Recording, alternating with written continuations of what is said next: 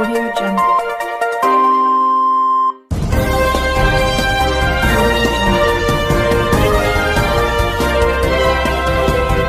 जी हाँ दोस्तों, Bhojpuri net news में आपका स्वागत है। जी हाँ, आज बहुत बड़ी खबर जो खेसारी लाल यादव के जी हाँ दोस्तों, खेसारी लाल यादव का गाना एक निकला है, चुम्मा दे द सैनिटाइज़र लगा के, जो कि इनके राइटर हैं पवन सिंह और इनके म्यूजिक हैं शंकर सिंह। तो जो कि ये गाना बहुत ही हॉट सॉन्ग निकला है।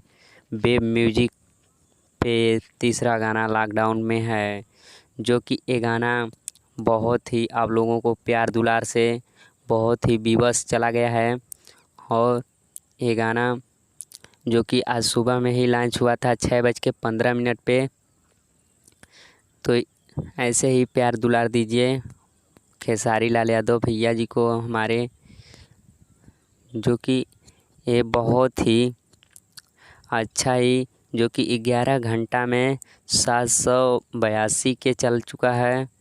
और आप लोगों का प्यार दुलार रहेगा तो इसी तरफ तो लगता है कि ये 2-3 मिलियन एक दिन में क्रॉस हो जाएगा, जो कि इसी तरफ व्यूअर्स अच्छा खासा जाएगा तो 2-3 दिन में ही क्रॉस हो जाएगा।